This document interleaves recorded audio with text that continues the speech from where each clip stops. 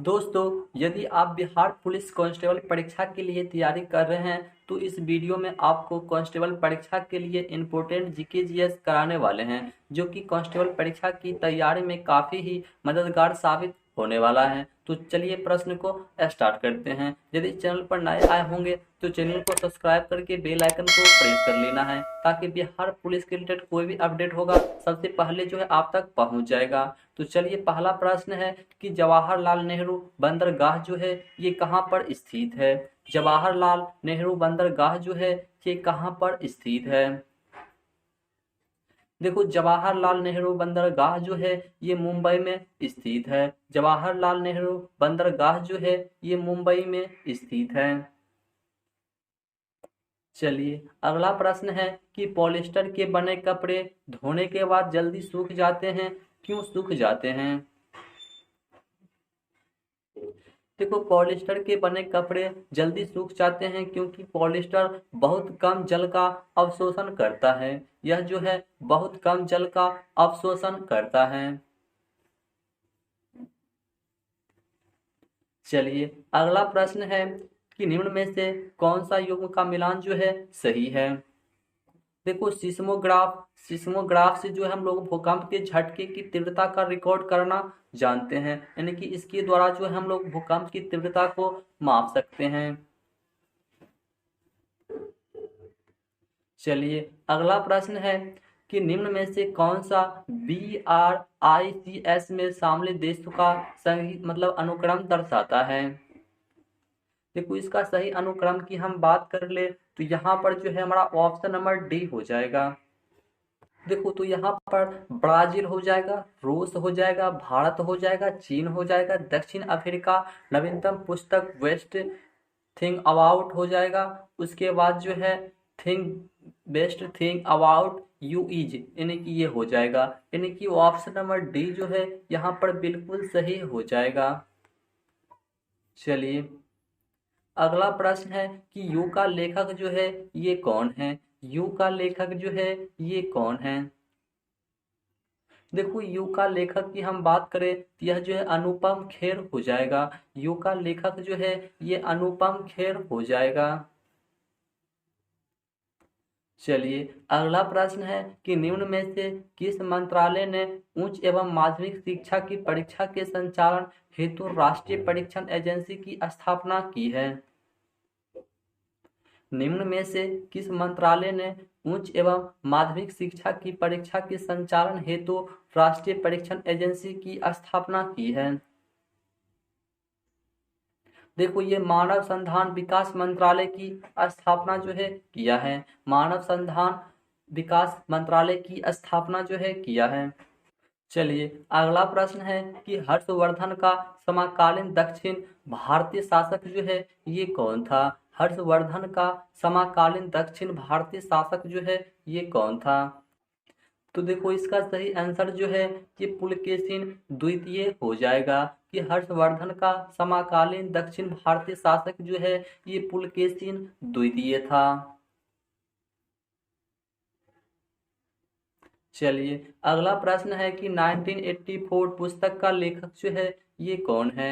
1984 पुस्तक का लेखक जो है ये कौन है। देखो, ये जॉर्ज ऑरवेल हो जाएगा। 1984 पुस्तक का लेखक जो है ये जॉर्ज ऑरवेल हो जाएगा। चलिए, अगला प्रश्न है कि ज्वालामुखी सक्रियता द्वारा किस प्रकार की झील जो है बनती है। ज्वालामुखी सक्रियता द्वारा किस प्रकार की झील जो है ये बनती है। देखो, इसके द्वारा जो है ज्वालामुखी झील जो है ये बनती है। इसके द्वारा ज्वालामुखी झील बनती है। चलिए, अगला प्रश्न है 10 नंबर की, बिहार का पटना तथा गया जिला किस महाजनपद में सम्मिलित था। बिहार का पटना तथा गया जिला जो है किस महाजनपद में जो है ये सम्मिलित था। देखो, यह जो है मगध महाजनपद में जो है ये सम्मिलित था। चलिए, अगला प्रश्न है कि लोकवित्त में अधिकतम सामाजिक लाभ का सिद्धांत किसके द्वारा दिया गया है। किसके द्वारा दिया गया है। देखो यह जो है डॉल्टन के द्वारा जो है दिया गया है। लोकविद में अधिकतम सामाजिक लाभ का सिद्धांत जो है ये डॉल्टन के द्वारा जो है दिया गया है।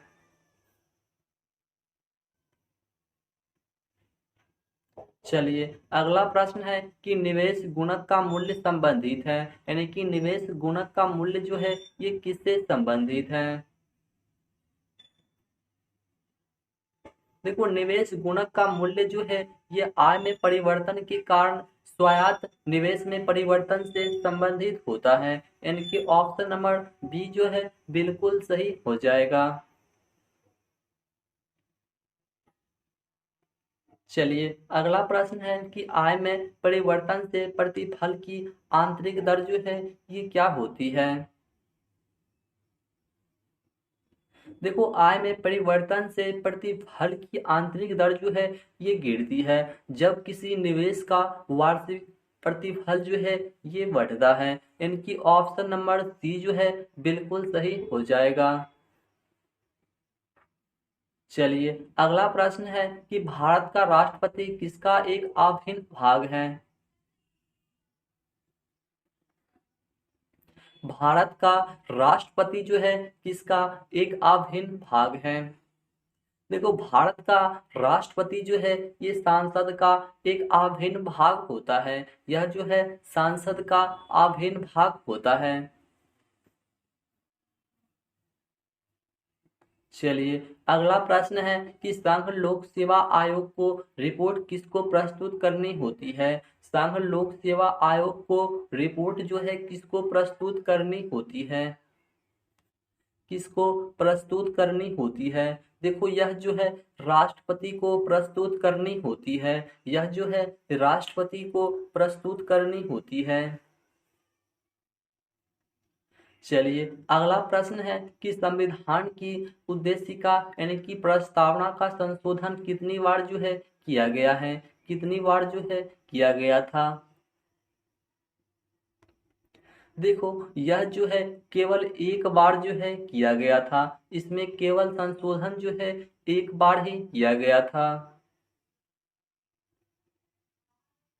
चलिए अगला प्रश्न है कि राज्यपाल द्वारा जारी किया गया अध्यादेश किसके द्वारा अनुमोदन के अधीन है।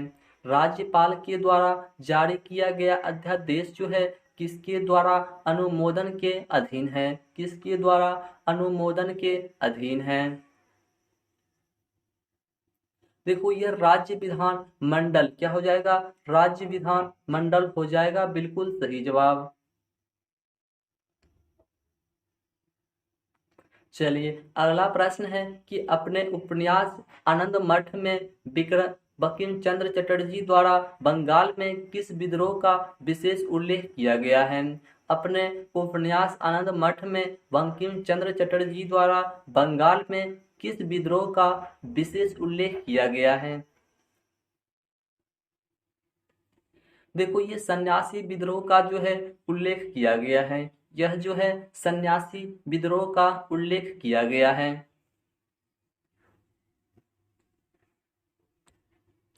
चलिए अगला प्रश्न है कि मौर्य मौर्य दरबार में ग्रीस के राजदूत का क्या नाम था। मौर्य दरबार में ग्रीस के राजदूत का नाम जो है ये क्या था।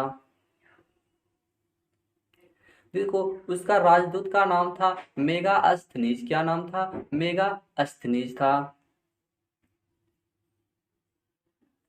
चलिए अगला प्रश्न है कि दिल्ली सुल्तान का शासक कब प्रारंभ हुआ है। दिल्ली सुल्तान का शासक जो है ये कब प्रारंभ हुआ है। दिल्ली सुल्तान का शासन जो है कब प्रारंभ हुआ है। देखो ये 1206 ईस्वी में जो है प्रारंभ हुआ है। 1206 ईस्वी में जो है प्रारंभ हुआ है। चलिए अगला प्रश्न है कि भारत में चमड़े की प्रतीक मुद्रा किसने प्रारंभ की है। भारत में चमड़े की प्रतीक मुद्रा जो है किसने प्रारंभ की है। देखो यह जो है मुहम्मद मुहम्मद बिन तुगलक ने जो है किया है। ठीक है मोहम्मद बिन तुगलक ने जो है किया है। मोहम्मद बिन तुगलक ने जो है किया है। भारत में चमड़े की प्रतीक मुद्रा का आरंभ जो है कि मोहम्मद बिन तुगलक ने किया है। चलिए अगला प्रश्न है कि संविधान सभा ने राष्ट्रगान कब अपनाया है? संविधान सभा ने राष्ट्रगान को कब अपनाया है? देखो ये जो है 24 जनवरी 1950 को जो है अपनाया है। संविधान सभा ने राष्ट्रगान को 24 जनवरी 1950 ईस्वी को अपनाया था। चलिए अगला प्रश्न है कि नापे किसका एक प्रकार है? नापे जो है किसका एक प्रकार है? देखो नापे जो है ये वलित संरचना की एक प्रकार है। यह जो है वलित संरचना का एक प्रकार है। चलिए अगला प्रश्न है कि पन्नामा नहर जो है सुएज नहर से भिन्न है। क्यों भिन्न है? पन्नामा नहर सुएज नहर से भिन्न है, तो क्यों भिन्न है? देखो इसमें इसमें लौह यानी कि जलपास प्रणाली है। इसमें जो है लौह यानी कि जलपास प्रणाली है। ठीक है, जलपास प्रणाली है। चलिए अगला प्रश्न है कि वह क्षेत्र जो किसी स्थूल संरचनात्मक रूपांतरण के प्रति प्रतिरोधी होता है यह कहलाता है। यानी कि यह जो है क्या कहलाता है? देखो यह जो है शील्ड ढाल कहलाता है। यह जो है शील्ड ढाल कहलाता है।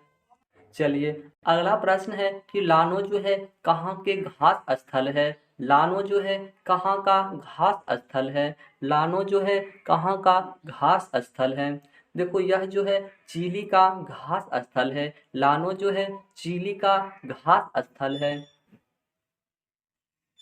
चलिए अगला प्रश्न है कि आंतरिक अपवाह द्वारा चिन्हित क्षेत्र है। आंतरिक अपवाह द्वारा चिन्हित क्षेत्र जो है ये कौन सा है? चिन्हित क्षेत्र जो है ये कौन सा है? देखो ये चिन्हित क्षेत्र जो है ये मरुस्थल हो जाएगा। चलिए अगला प्रश्न है कि जीवन को किसी भी रूप में धारित करने वाला स्थल जो है ये क्या कहलाता है? जीवन को किसी भी रूप में धारित करने वाला स्थल जो है ये क्या कहलाता है? देखो यह जो है जीव मंडल कहलाता है। यह जो है जीव मंडल के रूप में जाना जाता है। चलिए अगला प्रश्न है कि किसी उत्पादन की वह मांग जो वह अपने लिए चाहती है क्या कहलाती है? किसी उत्पादन की वह मांग जो वह अपने लिए चाहती है वह क्या कहलाती है? देखो वह जो है प्रत्यक्ष या स्वायत्त मांग कहलाती है। वह जो है प्रत्यक्ष या स्वायत्त मांग जो है कहलाती है। चलिए अगला प्रश्न है कि भारत में सरकार की सांसदीय प्रणाली कहाँ से ग्रहण की गई है? भारत में सरकार की सांसदीय प्रणाली जो है ये कहाँ से ग्रहण की गई है? देखो सांसदीय प्रणाली जो है भारत में ब्रिटिश संविधान से लिया गया है। संसदीय प्रणाली जो है भारत में यह ब्रिटिश संविधान से लिया गया है। तो अभी टोटल हम लोग जो है 30 प्रश्न को जो है कवर किए हैं और 30 प्रश्न में से कितने प्रश्न जो है आप सही किए हैं कमेंट बॉक्स में आप जरूर बताइएगा।